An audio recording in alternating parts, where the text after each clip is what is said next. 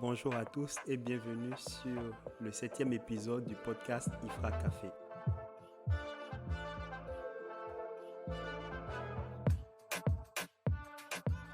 Bienvenue dans la partie 2 de l'épisode 7 sur le mariage. Donc, d'après vous, Jean, petite question, est-ce qu'il faut rechercher quelqu'un qui a, si on vient de suivre notre discussion, les mêmes centres d'intérêt, on va dire, qui vient du même groupe que nous, ou quelqu'un qui est un peu en opposition, carrément en opposition, parce que il y a on voit beaucoup sur les réseaux sociaux où on nous enseigne, tu vois, tout doucement à la télé qu'il faut rechercher ce qui est différent, ce qui est exotique, ce qui est... Du coup, qu'est-ce que vous en pensez, genre? Moi, Oui, Rita? moi, je pense que le plus important avant de savoir si vous avez eu la même éducation ou je sais pas quoi, c'est les valeurs. Si la personne a les mêmes valeurs, les mêmes principes que toi, même s'il a des avis différents ou quoi, le noyau va rester le même et vous allez avoir la même direction. Moi, je pense pas aimer le fait que quelqu'un pense comme moi, réfléchisse comme moi, on va avoir les mêmes trucs. C'est même pas intéressant au final. S'il a des points divergents et tout, on va discuter, on va argumenter. Puis c'est là que je vais te faire grandir, tu vas me faire grandir, puis on va avancer comme ça. Mais si on a la même ligne directive, le même noyau, moi je pense que c'est le plus important.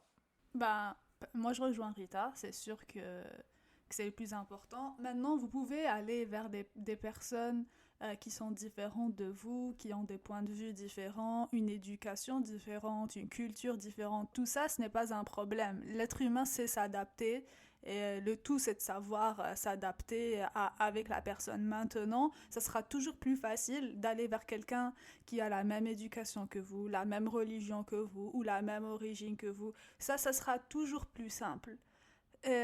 Parce que de toute manière, un couple déjà avec une personne qui a tout ça, c'est difficile à construire et à rester sur une constance, dans une constance sur le long terme. Mais alors, avec des couples qui ont beaucoup de divergences, etc., c'est vraiment beaucoup plus compliqué. Mais ce n'est pas impossible. Il faut juste savoir trouver un équilibre qui correspond aux deux partenaires au final. Moi, je voulais juste intervenir pour dire que moi, je ne suis pas d'accord, Jalil, avec le fait qu'on nous enseigne qu'il faut chercher ce qui est différent et tout. Truc simple, si tu vas aller sur social media, tu sais, qu'est-ce que les gens ils ont envie de mettre, hashtag couples goals, ils sont là à aller faire des activités ensemble, des randonnées ensemble. Ah, on adore faire du camping ensemble avec Jimmy, c'est incroyable. And it's like, genre, tu sais, c'est comme l'idée du couple idéal, c'est des gens qui font tout ensemble. Et moi, je suis contre ça, genre. Pour moi, c'est comme elle a dit Rita, je vais peut-être reformuler ce qu'elle a dit, mais comme le meilleur couple pour moi, c'est deux personnes indépendantes que tu mets ensemble. Et comme ça, chacun rajoute à l'autre. Donc, genre, c'est un peu c'est un peu de différence, mais en même temps, il faut une part de point commun, tu vois, genre une part une appartenance commune, en quelque sorte. Mais ça veut dire que, tu sais, se basant sur ça, comment est-ce que vous voyez, ou comment est-ce que vous imaginez un peu les couples mixtes, genre en soi, les couples avec des gens d'origine différente? Parce que si ces gens-là, ils ont grandi dans des environnements différents, ils appartiennent à des classes sociales différentes, c'est leur vision du monde, elle est comme différente. Leurs valeurs aussi vont être probablement différentes. Genre, je voudrais pas donner des conseils aux gens, mais d'après vous, c'est quelque chose à envisager, c'est quelque chose qui est bien, c'est quelque chose qui a des chances, c'est quoi? Moi, ça, c'est comme mon opinion personnelle. Euh, C'était pas le cas depuis, Sofiane? non, non, mais je veux dire, comme, je vais utiliser un petit peu comme c'est un argument anecdotique plus qu'un argument, on va dire, logique, si je peux dire Ok. ça. Euh, en tant que quelqu'un qui a été émigré ou expat ou immigré toute ma vie, j'ai appris que la variation chez les gens, elle est vraiment pas aussi grande que ça. Pour moi, personnellement, genre, peu importe où j'étais dans le monde, que ce soit j'ai connu des gens habillés en camis ou des gens habillés en leggings, tu vois. Euh, il y a toujours les mêmes gens que tu retrouves dans les groupes. Il y a toujours le class clown, Tu sais, la personne qui est drôle, il y a toujours la personne hyper sympa, il y a toujours le asshole, il y a toujours le attention seeker, tu vois. Peut-être que la personne qui a besoin d'attention en Iran, c'est une fille qui va te mettre des photos sur Insta avec sa main, avec du henna dessus, et il y a marqué genre hashtag le prophète a dit. Et puis la personne au Linging en Californie, elle va mettre un booty shot sur Insta en mode hashtag le Dalai Lama a dit. Mais en vrai, c'est la même personne, c'est les mêmes besoins émotionnels. So, tu sais, genre, c'est plus facile, certes, d'être avec quelqu'un qui a la même éducation que toi, parce que vous exprimez et vous communiquez vos besoins émotionnels avec le même langage et les mêmes interactions. Mais en vrai, est-ce que c'est tellement différent de quelqu'un qui vient d'autre part? I don't think so, because that's been my life. Pour moi, c'est la norme de rencontrer des gens qui communiquent sur une autre longueur d'onde. Mais comme elle a dit Sabrina, si tu arrives à bridge ce gap de longueur d'onde, like it's still a human being, you know, genre homme ou femme, ou genre. C'est un peu hippie, je sais, mais c'est juste pour dire que comme on a tous les mêmes problèmes. Oui, c'est sûr qu'on a tous les mêmes problèmes, mais suivant l'endroit d'où tu viens dans le monde, on va dire les problèmes ne sont pas forcément les mêmes, Sofiane. Donc, je pense que ça peut avoir un impact, tu vois. Quelqu'un qui a grandi dans, je ne vais pas donner des régions du monde, mais suivant là où tu as grandi, suivant la classe sociale dans laquelle tu as grandi, je pense que ta vision du monde, elle est vraiment différente. Donc, peu importe à quel point tu vas peut-être t'attacher à quelqu'un, tu sais, genre, avec le temps, je pense qu'il y aura des. Tu vas probablement constater certains comportements ou certains changements. Pas changements, c'est une manière, tu vas voir plus la manière dont l'autre personne perçoit le monde et je pense que ça peut avoir un impact. Je te comprends, je pense que ça a un impact, mais ça a un impact. Like, it has an impact as much as people believe it to have an impact. Tu vois? Toi, tu peux te fixer des limites en tant que. Ouais, genre, moi, je ne peux pas être avec quelqu'un comme ça. That's on you. Tu vois ce que je veux dire? Je ne dis pas que c'est mauvais, mais il faut juste savoir que dans l'absolu, like, c'est la même chose. Mais subjectivement, c'est différent. That's what I mean. Tu vois? Et Ouais, ça prend. c'est trop psychologique. Reprends un peu. Je disais que, genre, toi, tu parles de perception et tout. Moi, je te dis que l'expérience humaine, objectivement, c'est la même. Subjectivement, c'est là où les perceptions changent. So, ça peut créer des problèmes, je suis d'accord, et je dis toujours que c'est plus facile d'être avec quelqu'un qui a eu la même éducation que toi, parce que ces perceptions-là subjectives sont les mêmes. That doesn't mean that they're less real, but they're still there. Et s'il y aura un problème, c'est aussi un travail des deux côtés. Il faut accepter qu'il y aura des choses que tu vas jamais comprendre, which is normal, by the way. Parce que Non, t'as pas besoin de mais comprendre quelqu'un pour le respecter ou pour l'accepter. Mais il faut, comment dire, like, c'est un choix personnel que tu fais. oui, oui, toute relation est un choix personnel, genre que ce soit avec quelqu'un qui vient du même village que toi ou que ce soit avec quelqu'un qui vient de l'autre côté du monde. Mais ce que moi je voulais faire comprendre, c'est que prépare-toi, si tu veux te mettre avec quelqu'un qui vient de l'autre bout du monde, que l'énergie ou comment tu dis, la compréhension dont tu vas devoir faire preuve, le band gap, il est énorme comparativement à quelqu'un qui vient de là d'où tu viens. C'est juste ça mon point. Tu sais, donc, je pense que c'est quand même une source non négligeable à prendre en compte par rapport aux difficultés de couple. Oui, Rita? Oui, Sofiane, ce que tu viens de dire, c'est intéressant. Puis sûrement que les différences humaines sont similaires dépendamment des différentes régions du monde. Mais je pense que les personnes qui vont choisir de se marier ou de se mettre avec une personne qui ne vient pas de la même culture ou de la même région du monde sont des personnes qui doivent avoir cette ouverture d'esprit pour accepter ces différences-là. Parce que tu sais pertinemment que la personne n'a pas vécu les mêmes choses que toi, n'a pas peut-être les mêmes codes que toi. Donc il faut que tu sois ouvert à ça et ouvert à les accepter. Parce que si tu pars du principe que ouais mais t'as vu, moi j'aime bien lui parce que je suis tombée amoureuse de lui, mais t'acceptes pas les choses qui viennent autour par rapport à sa culture, ça fonctionnera pas. Si on prend juste par exemple je parle de l'Afrique, la famille, c'est super important. Ok, il y a plein de familles où tu as les parents qui vivent avec toi, qui continuent de vivre avec toi même quand tu te maries. Ou du moins, s'ils ne vivent pas avec toi, ils sont dans un... pas très loin de toi, puis tu vas les voir régulièrement, ils viennent te voir, etc. En Occident, cette culture d'avoir la famille très très proche de toi, tu l'as pas forcément.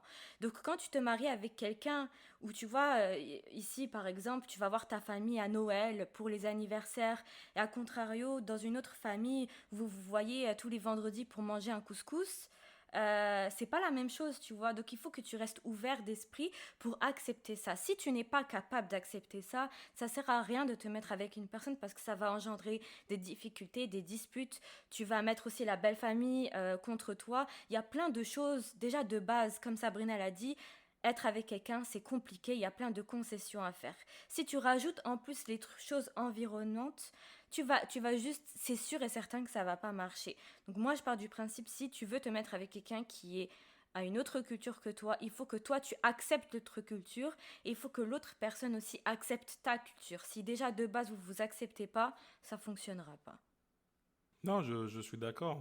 Genre, Moi, ce que je voulais dire, c'est que il n'y a pas besoin de comprendre pour accepter les gens, mais il faut les accepter quand même. Parce que tu vas jamais comprendre ces autres vécus vu que c'est pas le tien.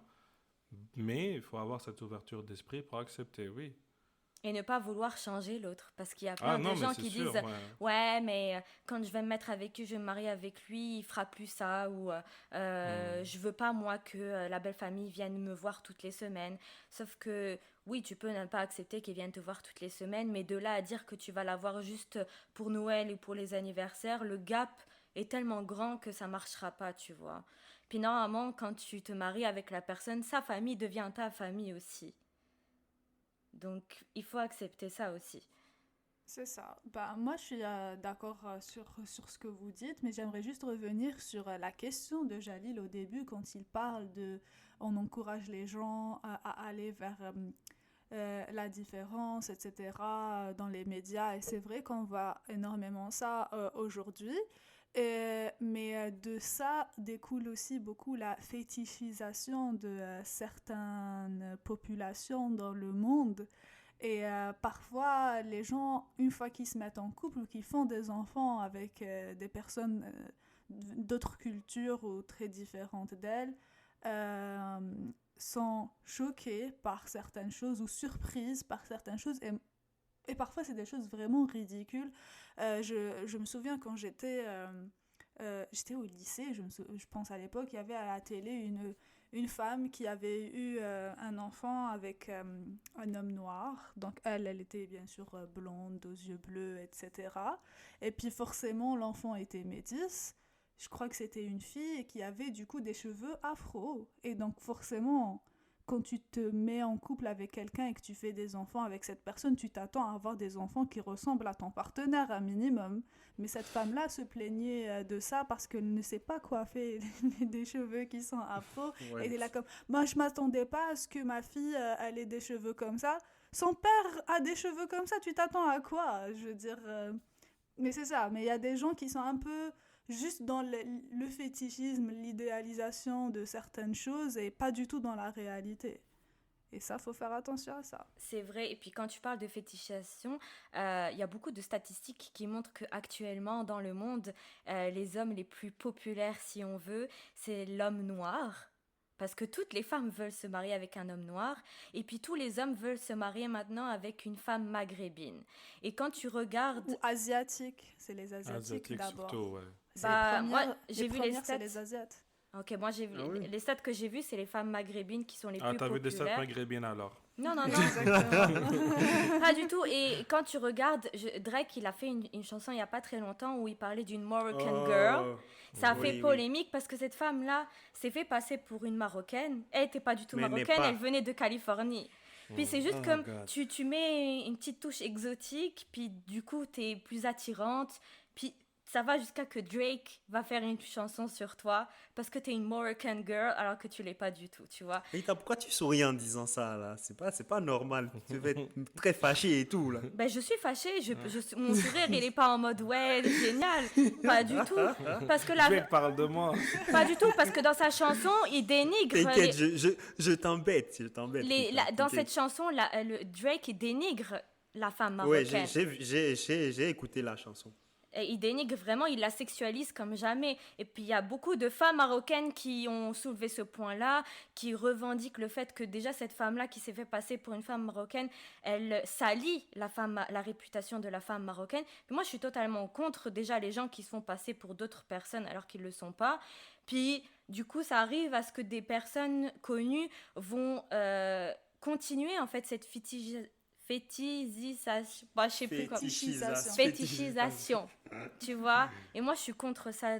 Ça me plaît pas du tout. Moi, j'avais une question au host, du coup. Je voulais savoir, est-ce que Jalil, tu as une idée, parce que c'est toi qui as posé la question, est-ce que tu as une idée des pourcentages de taux de divorce pour like local couples versus different couples, Les couples mixtes. couples mixtes? En vrai, j'ai pas de stats, mais d'après les quelques informations que j'ai eues, il n'y a pas vraiment de... Ça dépend de l'endroit en fait où le couple se trouve. J'ai plus l'impression que le taux de divorce dépend de la localisation géographique plutôt que du couple en lui-même, tu vois. Ouais. Donc, on a remarqué par exemple que les couples d'origine africaine qui se retrouvent en Amérique, tu sais, le taux de divorce il est beaucoup plus élevé chez eux que chez des couples mixtes qui sont formés là-bas. Genre, par exemple, un Africain avec un natif ou une native américaine. Donc, alors que s'ils étaient au bled, le taux de divorce, il serait beaucoup plus faible. Donc là, ça rejoint aussi le fait que tu as moins de représentation, la population elle est moins importante là-bas et que, comment ça s'appelle, il y a beaucoup, au niveau géographique, les pressions sociales, les normes culturelles sont plus présentes dans certains endroits que dans d'autres. Et suivant les normes culturelles que tu as, ça peut impacter ton mariage, que ce soit le maintien ou la destruction de ton mariage. Ce que tu dis est super intéressant, Jalil, parce que les gens ne le savent pas forcément, mais quand vous immigrez en couple, il y a un gros risque de divorce. Parce que l'immigration, c'est en fait, et c'est une réalité, et l'immigration, c'est quelque chose d'assez difficile psychologiquement, et ça change les gens. Quand tu es chez toi entouré de ta famille, de tes amis d'enfance et de toutes les choses que tu as toujours connues, la vie est beaucoup plus simple. Mais quand tu laisses tout ça pour aller dans un environnement nouveau, peut-être hostile pour toi, où la manière de voir les choses ou le monde est différente, ben, souvent t'as deux réactions différentes et il y a beaucoup de couples qui font face à un gros changement de leur partenaire. Donc tu as par exemple un des partenaires qui va s'ouvrir à la nouvelle culture, qui est curieux, qui va se faire des amis facilement, etc.